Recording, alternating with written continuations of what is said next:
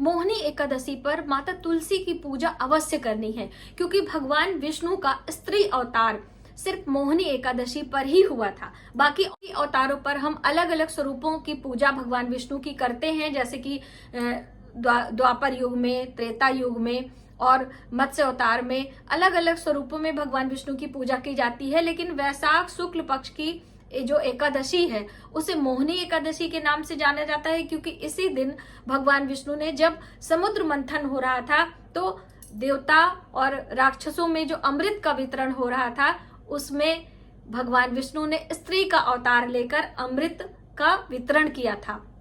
और इस दिन भगवान विष्णु की पूजा माता लक्ष्मी के साथ तो हम करते ही करते हैं, लेकिन माता तुलसी को भी लक्ष्मी का ही अवतार माना गया है, इसलिए माँ लक्ष्मी के स्वरूप में माता तुलसी की पूजा हम करते हैं। अब पूजा में बहुत सारी बहनों को कंफ्यूजन रहती है, हम क्या क्या चढ़ाएं, कैसे पूजा करें, दीप जलाएं, दिन में करें कि रात्रि में करें, कब करें।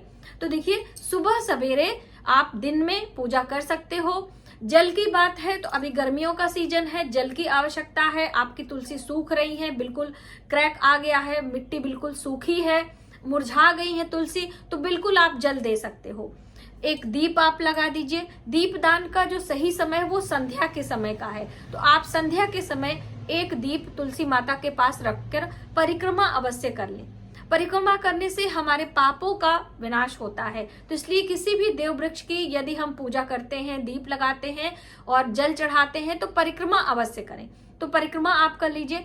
इस दिन आप चाहें तो माता तुलसी को सिंदूर, लाल चुंदरी, भोग मिष्ठान आदि अर्पित भी कर सकते हैं। जैसे अक्सर हम आपको बताते हैं कि माता तुलसी की पूजा बिल्कुल साधारण पूरे सालों साल की जाती है। जब उनका विवाह कार्तिक एकादशी पर होता है तभी हम उनको सिंदूर, बिंदी, श्रृंगार की सामग्री, चुंदरी आदि चढ़ाते हैं, लेकिन वैशाख शुक्ल पक्ष की मोहिनी एकादशी पर आप चढ़ा सकते हैं।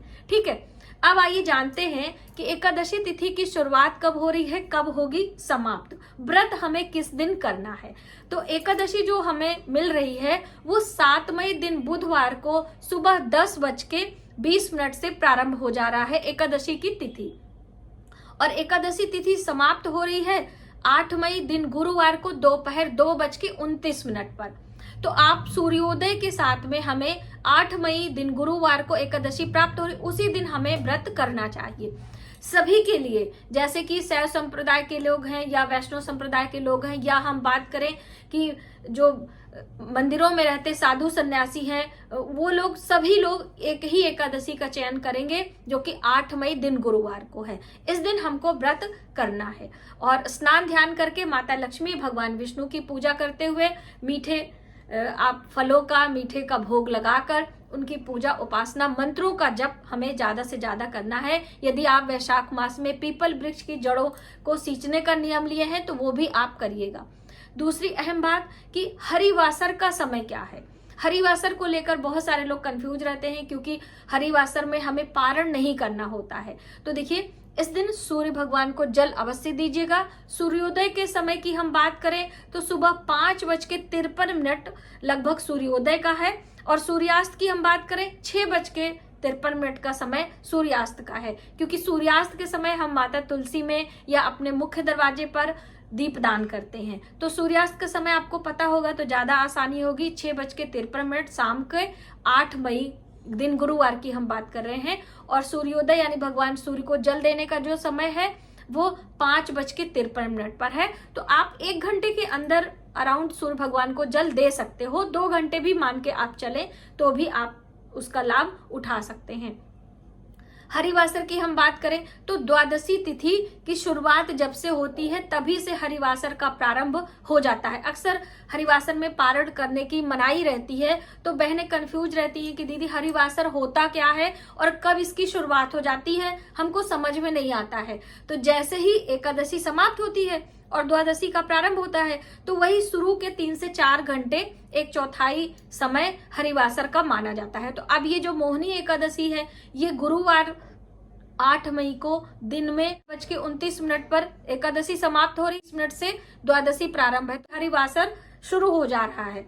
तो आपके 4-5 घंटे मान के आप चलिए, यानी शाम को हरिवासर समाप्त हो जाएगा। लेकिन जो पारण का शुभ समय है, पारण का है वो दूसरे दिन है, यानी कि सूर्य उदय के साथ में हम पारण करेंगे 9 मई को। ठीक है, तो पारण से पहले आप समझ लीजिए कि जब आप एकादशी का व्रत करेंगे उस दिन हमें क्या क्या फलाहार लेना चाहिए, कौन सी चीजों का त्याग करना चाहिए। तो यदि आपने अभी तक एकादशी का व्रत शुरू नहीं किया है तो आपके लिए बहुत ही शुभ अवसर है, क्योंकि ये वैशाख शुक्ल पक्ष की एकादशी, आप इससे व्रत शुरू कर सकते हैं। और आगे आने वाले ज्येष्ठ महीने में निर्जला एकादशी आने वाली है, जो कि भीमसेनी एकादशी के नाम से जाना जाएगा, जो कि सिर्फ एक व्रत करके ही हम पूरे वर्ष के एकादशी व्रत का लाभ ले सकते हैं। तो यदि आप हर महीने नहीं कर पा रहे हैं तो आप वो वाली भी एकादशी कर सकते हैं, जिसे निर्जला एकादशी के नाम से जानते हैं, लेकिन फिर उसमें आपको ज्यादा त्याग करना पड़ेगा, क्योंकि जल और अन्न दोनों का ही त्याग है। वैसे तो बाकी एकादशियों में सिर्फ अन्न का हम त्याग करते हैं, जल, फल, यहाँ तक कि नमक भी खाते हैं। तो जब द्वादशी लगती है तो उसमें हम साधारण यानी कि सात्विक आहार करते हैं और प्याज, लहसुन, मांस, मदिरा का त्याग करते हैं, ब्रह्मचर्य का पालन करते हैं। एकादशी व्रत करने का पहला नियम तो यही है।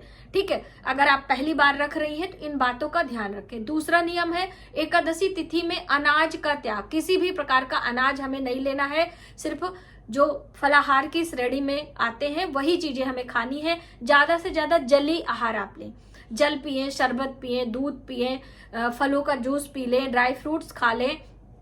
इस तरह से आलू, शकरकंदी वगैरह भी ले सकते हैं, कुट्टू, सिंघाड़ा भी ले सकते हैं, सेंधा नमक भी लिया जा सकता है। ठीक है, नींबू वगैरह भी बहुत सारे लोग कहते हैं कि नींबू पानी हम पीते हैं, बिल्कुल आप नींबू पानी ले सकते हैं। ठीक है, इस तरह से जल फल पर पूरे दिन आपको व्रत करना है। एकादशी तिथि के रात्रि जागरण का बहुत बड़ा महत्व है, क्योंकि रात्रि में ही भगवान विष्णु के भजन, कीर्तन, उनके मंत्रों का जप आदि करने की बात कही गई है। लेकिन हर वीडियो में मैं आपको यही समझाती हूँ कि देखिए, गृहस्थ में हम जितना कर सके वही हमारे लिए बहुत है। अब हम रात्रि जागरण करेंगे, दूसरे दिन आपको ऑफिस के लिए खाना बनाना है, बच्चों के लिए टिफिन तैयार करनी है, और भी बहुत सारी जिम्मेदारियां हैं। अब इन सब चक्कर में आप सिर्फ पूजा में ही करते रहें तो भी उचित नहीं है।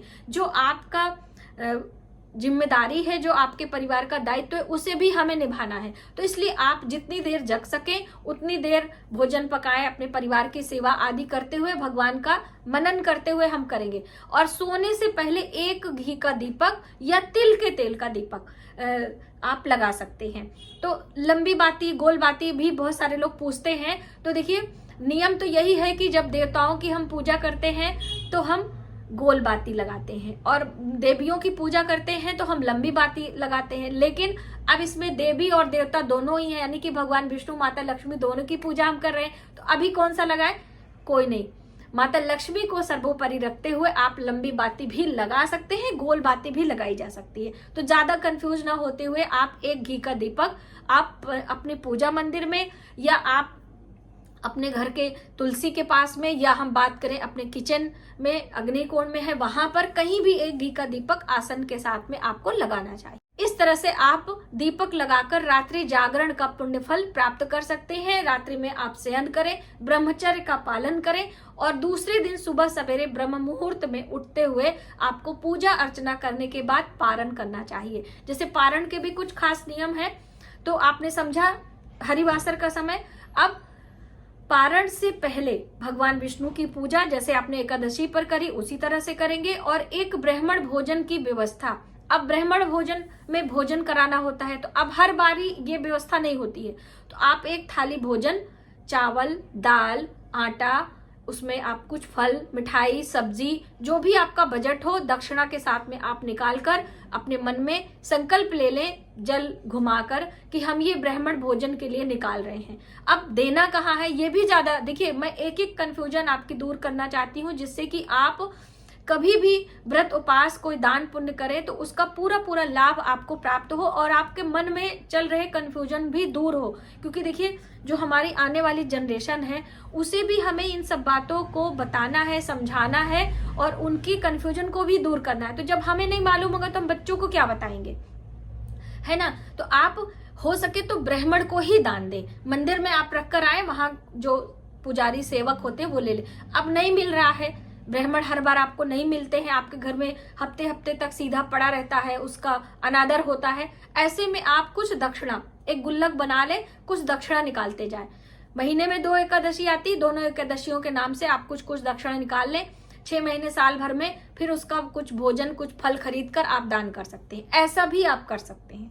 ठीक है, तो बस इस छोटी छोटी बातों का ध्यान रखते हुए हमें एकादशी का व्रत करना चाहिए और अपने सामर्थ्य और श्रद्धा के अनुसार पूजा उपासना दान के बाद पारण करना चाहिए। तो पारण का समय है सुबह 5:53 52 मिनट से लेकर 8:16 का समय है, इसके बीच में आपको पारण कर लेना है। तो पारण में ज्यादा परेशान ना हो, कुछ भी आप अपने घर से जैसे मुरमुरे हैं, पोहे हैं, कुछ भी लेकर आप उसे थोड़ा सा मुंह में डाल लें, आपका पारण हो जाता है। फिर आप अपने घर का भोजन वगैरह जब बन जाएगा तब आप भोजन करिएगा।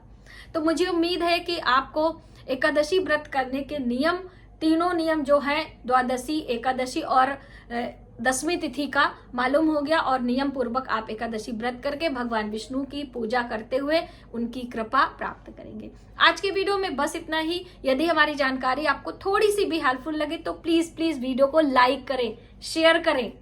मिलते हैं एक नई जानकारी के साथ नए वीडियो में, तब तक आप अपना अपने परिवार का ख्याल रखें। जय माता दी।